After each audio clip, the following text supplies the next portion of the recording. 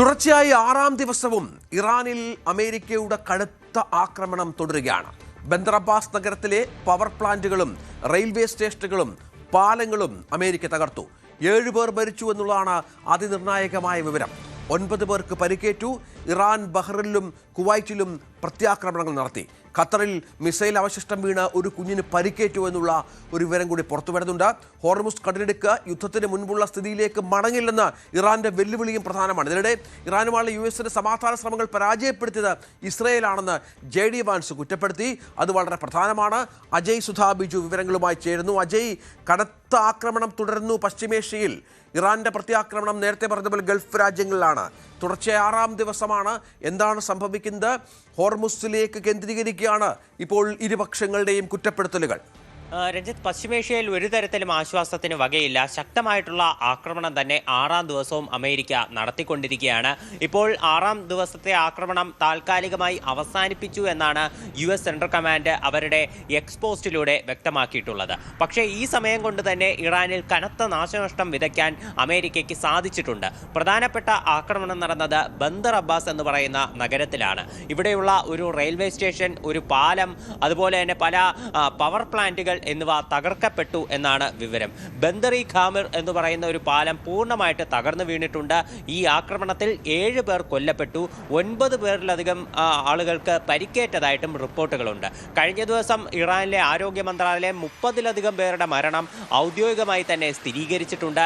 ഇത്തരത്തിൽ ജനവാസ മേഖലകൾ കേന്ദ്രീകരിച്ച് അമേരിക്ക ആക്രമണങ്ങൾ കടുപ്പിക്കുമ്പോൾ കൂടുതൽ ജീവനുകൾ പൊലിയുന്നതാണ് നമുക്ക് കാണാനാകുന്നത്. പ്രധാനമായിട്ടും ഇറാൻ ഹോർമുസ് കടലിലേക്ക് തങ്ങളുടെ നിയന്ത്രണം വ്യാപിപ്പിക്കുന്ന സിറിക്ക്, ബന്ദർ അബ്ബാസ്, അതുപോലെ ബുഷഹർ എന്നീ നഗരങ്ങളിലേക്കായിരുന്നു യുഎസിന്റെ ആക്രമണം. ഈ നഗരങ്ങളിലെ പ്രധാനപ്പെട്ട സൈനിക കേന്ദ്രങ്ങൾ വഴിയും അതുപോലെ മിസൈൽ ഡ്രോൺ നിർമ്മാണശാലകൾ വഴിയും ഹോർമുസിൽ ഇറാൻ തങ്ങളുടെ സ്വാധീനം കടുപ്പിച്ചിരുന്നു.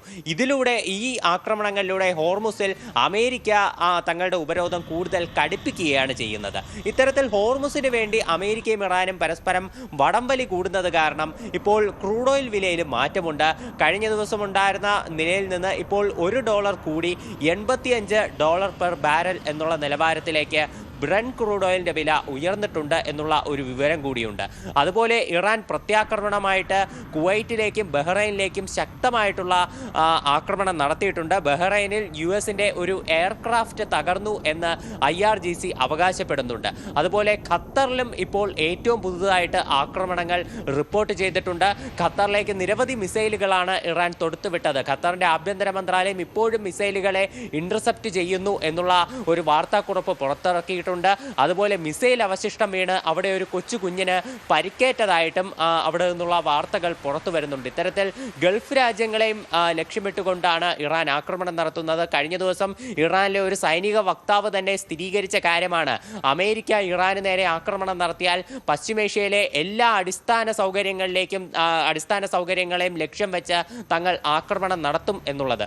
അതുപോലെ ഹോർമുസിന്റെ നിയന്ത്രണം ഒരിക്കലും വിട്ടുകൊടുക്കില്ല എന്നുകൂടി ഇറാൻ വീണ്ടും ഉറപ്പിച്ചു പറഞ്ഞിരിക്കുകയാണ്. തീർച്ചയായും അതാണ് സാഹചര്യം. ഏതായാലും നമ്മളൊരു കാര്യം മനസ്സിലാക്കണം. ഹോർമുസ് കടലിടുക്ക് എന്ന് പറഞ്ഞാൽ ലോക വിപണിയിലേക്ക് പ്രതിദിനം 2.1 കോടി ബാരൽ ക്രൂഡ് ഓയിൽ എത്തുന്ന ഒരു പാത കൂടിയാണ്. ഈ ഹോർമുസ് കടലിടുക്ക് വഴിയുള്ള കപ്പൽ ഗതാഗതം ഇറാൻ തടഞ്ഞു. അതിന് തൊട്ടു പിന്നാലെ യമനിലെ ഹൂതി സഖ്യകക്ഷികളെ ഉപയോഗിച്ച് ചെങ്കടലിലേക്കുള്ള കവാടമടച്ചിടാൻ കൂടി നീക്കം നടത്തുന്നു എന്നുള്ള സുപ്രധാനമായ വിവരമാണ് ഇപ്പോൾ പുറത്തുവരുന്നത്. അതായത് പ്രതിദിനം 40 മുതൽ 60 ലക്ഷം ബാരൽ ക്രൂഡ് ഓയിൽ നീക്കമുള്ള പാതയാണ് ഈ ബാബ് അൽ മന്ദബ് എന്ന് പറയുന്നത്.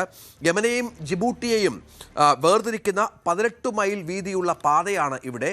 ഈ ഇപ്പോൾ ആക്രമണം ശക്തമാക്കിയ പശ്ചാത്തലത്തിൽ പുതിയ സമ്മർദ്ദ നീക്കമാണ് ഇറാനും ഹൂതികളും നടത്തുന്നത്. ഹൂതികൾ ഇറാന്റെ സഖ്യകക്ഷികളാണ്. ഇറാൻ പറഞ്ഞാൽ അവർ അനുസരിക്കും.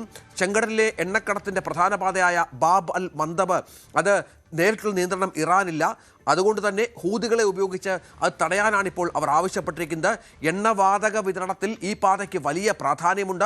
ചെങ്കടലിലെയും ഏതൻ ഉൾക്കടലിനെയും ബന്ധിപ്പിക്കുന്ന ഇടുങ്ങിയ പാതയാണ്. ഇവിടെ വേണമെങ്കിൽ ഹൂതികൾക്ക് നിയന്ത്രണം ഏറ്റെടുക്കാം. സൗദി യമനിൽ ആക്രമണം തുടരുകയാണെങ്കിൽ ഈ പാത അടയ്ക്കുമെന്നാണ് ഇപ്പോൾ ഹൂതികളുടെ മുന്നറിയിപ്പ് എന്നാണ് ഇപ്പോൾ ഇറാനിയൻ മാധ്യമങ്ങൾ റിപ്പോർട്ട് ചെയ്യുന്നത്. ഈ പാത കൂടി തടഞ്ഞാൽ ദക്ഷിണാഫ്രിക്കയിലെ കേപ്പ് ഓഫ് ഗുഡ് ഹോപ്പ് ചുറ്റിപ്പോവുക എന്ന വഴി മാത്രമാണ് ബാക്കിയുള്ളത്. പക്ഷേ അതൊക്കെ വലിയ ചിലവാണ് ഈ കപ്പൽ കമ്പനികൾക്ക് എന്നുള്ളത്. അത് 10-15 ദിവസം കൂടി ചരക്ക് നീക്കത്തിൽ അധികം എടുക്കാൻ ഇതിന് ഇടയാവുകയും ചെയ്യും. ഇതിപ്പോൾ നമുക്കറിയാം, ചെങ്കടൽ വളരെ പ്രധാനപ്പെട്ട പാതയാണ് അജയ്. അവിടെ അപ്പുറത്ത് ഹോർമുസുമായി ബന്ധപ്പെട്ട ഹോർമുസിന് സമീപമുള്ള കേന്ദ്രങ്ങൾ, ഇറാന് താല്പര്യമുള്ള കേന്ദ്രങ്ങളെ ആക്രമിച്ചുകൊണ്ട് ഹോർമുസിലെ ഇറാന് നിയന്ത്രണം ഇല്ലാതാക്കാൻ അമേരിക്ക ശ്രമിക്കുമ്പോഴാണ് സമാന്തരമായ മറ്റൊരു നീക്കം ഹൂതികളെ ഉപയോഗിച്ച് ഇറാൻ നടത്തുന്നത്. അത് വലിയ തോതിൽ പ്രശ്നമുണ്ടാക്കും. ഇന്നിപ്പോൾ നേരത്തെ അജയ് പറഞ്ഞതുപോലെ ഇപ്പോൾ തന്നെ ക്രൂഡ് ഓയിൽ വില കുതിച്ചുയരുന്ന പശ്ചാത്തലം ഉണ്ടാവുകയാണ്. ഈ ബന്ദർ അബ്ബാസ് കൂടി ഇല്ലാതായി കഴിഞ്ഞാൽ വളരെ പ്രധാനപ്പെട്ട പ്രശ്നങ്ങളിലേക്ക് ലോകരാജ്യങ്ങൾ മാറും. തീർച്ചയായിട്ടും. ഇപ്പോൾ ഫെബ്രുവരി 28-ാം തീയതിയാണ് അമേരിക്കയും അതുപോലെ ഇറാനും തമ്മിലുള്ള സംഘർഷം ആരംഭിക്കുന്നത്. അതിനുശേഷം അപ്പോൾ മുതൽ തന്നെ ഹോർമുസ് കടലെടുക്ക് വഴിയുള്ള ഗതാഗതം പ്രതിസന്ധിയിലായിരുന്നു. അപ്പോൾ ഈ ഒരു പ്രതിസന്ധിയെ ഒന്ന് മറികടക്കാൻ വേണ്ടി പല ഗൾഫ് രാജ്യങ്ങളും സ്വീകരിച്ച വഴിയായിരുന്നു ഈ ബാബൽ മാൻഡേബ് എന്ന് പറയുന്ന കടലെടുക്ക്. അതായത് ചെങ്കടൽ വഴി, ചെങ്കടലിനെ ബന്ധിപ്പിച്ചുകൊണ്ട് യൂറോപ്യൻ രാജ്യങ്ങളിലേക്കാണ് ഈ കടലെടുക്ക് കൊണ്ടുചെന്ന് എത്തിക്കുന്നത്. അപ്പോൾ ഇതുവഴി ചരക്ക് നീക്കം നടത്തുകയാണെങ്കിൽ ഹോർമുസ് വഴി ഉണ്ടാക്കുന്ന പ്രതിസന്ധിയെ മറികടക്കാൻ ഗൾഫ് രാജ്യങ്ങൾക്ക് കഴിയുമായിരുന്നു. അപ്പോൾ അത് കാരണം തന്നെ സൗദി അറേബ്യ ഉൾപ്പെടെയുള്ള പല രാജ്യങ്ങളും ഈ ബാബൽ മാൻഡേബിനെ ഔദ്യോഗികമായി തന്നെ തങ്ങളുടെ ഒരു ചരക്ക് നീക്കത്തിൻ്റെ ഹബ്ബായി ആശ്രയിക്കാൻ തുടങ്ങി. സൗദി അവരുടെ പ്രത്യേക പൈപ്പ് ലൈൻ വഴി ഇപ്പോൾ ഓയിലാണെങ്കിലും ഗ്യാസ് ആണെങ്കിലും ബാബൽ മാൻഡേബിലേക്ക് എത്തിച്ച് അതുവഴി കപ്പൽ മാർഗം അത് യൂറോപ്പിലേക്കും മറ്റ് രാജ്യങ്ങളിലേക്കുമൊക്കെ ട്രാൻസ്മിറ്റ് ചെയ്യാൻ തുടങ്ങി. എന്നാൽ ഇതുവഴി ഇന്ത്യ പോലെയുള്ള ഏഷ്യൻ രാജ്യങ്ങൾക്ക് അധികം പ്രയോജനം ഉണ്ടായിരുന്നില്ല. പക്ഷേ ആഫ്രിക്കൻ രാജ്യങ്ങളിലേക്കും യൂറോപ്യൻ നാടുകളിലേക്കും ഈ ചരക്കുമതി വലിയ തോതിൽ തന്നെ ഇവിടെ നിന്ന് കൊണ്ടുപോകാൻ സാധിച്ചു. ലോകത്തിൻ്റെ ആകെ എണ്ണ വ്യാപാരത്തിൻ്റെ 7% നടക്കുന്നത് ബാബൽ മാൻഡേബ് വഴിയാണ്. അപ്പോൾ ഇത്തരത്തിൽ ഗൾഫ് നാടുകൾ ഹോർമുസിനെ ആശ്രയിക്കാതെ ബാബൽ മാൻഡേബിനെ ആശ്രയിക്കാൻ തുടങ്ങിയത് കാരണം കൂടി കൊണ്ടാണ് ഈ ക്രൂഡ് ഓയിലിൻ്റെ വില ഒരു പരിധിവരെയെങ്കിലും പിടിച്ചു നിർത്താൻ സാധിച്ചത്. ഇറാൻ ഇടയ്ക്ക് വെച്ച് ആദ്യഘട്ടത്തിൽ ആക്രമണം തുടങ്ങിയ സമയത്ത് തന്നെ ഇറാൻ പ്രഖ്യാപിച്ച ഒരു കാര്യമായിരുന്നു ക്രൂഡ് ഓയിലിൻ്റെ വില $200 പെർ ബാരലിൽ എത്തിക്കുമെന്നുള്ളത്. പക്ഷേ ഗൾഫ് നാടുകളാണെങ്കിലും യൂറോപ്യൻ നാടുകളാണെങ്കിലും ബാബൽ മാൻഡേബിനെ ആശ്രയിക്കാൻ തുടങ്ങിയപ്പോൾ അവരുടെ ഈ പദ്ധതി അത് നടക്കാതെയായി. പക്ഷേ ഈ പ്രത്യേകിച്ച് ആ ഒരു ഘട്ടത്തിലാണ് യമനിലെ ഹൂതി വിഭാഗക്കാരെ ഉപയോഗിച്ചുകൊണ്ട് ഇറാൻ ഇത്തരം ഒരു നീക്കം നടത്താൻ വേണ്ടിയിട്ടുള്ള ശ്രമങ്ങൾ നിലവിൽ ആരംഭിച്ചിട്ടുള്ളത്. ഈ യമനും സൗദി അറേബ്യയും തമ്മിൽ നേരത്തെ തന്നെ ചില പ്രശ്നങ്ങൾ നിലനിന്നിരുന്നു. ഇപ്പോൾ അത് വീണ്ടും അണപൊട്ടി ഒരു പുതിയൊരു പ്രശ്നത്തിലേക്ക് വന്നിരിക്കുകയാണ്. ഇപ്പോൾ ഹൂതി വിമതർ സൗദി അറേബ്യയിലേക്ക് ആക്രമണം നടത്തുന്നു, സൗദി തിരിച്ച് യമനിലേക്ക് ആക്രമണം നടത്തുന്നു. അപ്പോൾ അങ്ങനെയുള്ള ചില സംഭവങ്ങളൊക്കെ ഇപ്പോൾ തന്നെ ഉണ്ടായിട്ടുണ്ട്. അപ്പോൾ ഈ വർഷങ്ങളായിട്ടുള്ള ഈ ഒരു ശത്രുത അത് വീണ്ടും ഒന്ന് പൊലിപ്പിച്ചെടുത്തുകൊണ്ട് ഈ ഹൂതി വിമതരെ കൂടി കരുവാക്കി ബാബൽ മാൻഡേബിലേക്ക് തങ്ങളുടെ നിയന്ത്രണം കൊണ്ടുവരികയാണ് ഇറാന്റെ ഇപ്പോഴുള്ള ലക്ഷ്യമെന്ന് നമുക്ക് കാണാനാകും. തീർച്ചയായും നമുക്ക് എന്താണ് ഈ ചെങ്കടലിന്റെ പ്രാധാന്യം എന്നതുകൂടി നമ്മുടെ ഓഫ്ലൈൻ ഗ്രാഫിക്സിന്റെ സഹായത്തോടുകൂടി നോക്കണം. കൂടുതൽ വാർത്തകൾക്ക് news 18 Keralam YouTube channel subscribe ചെയ്യുക.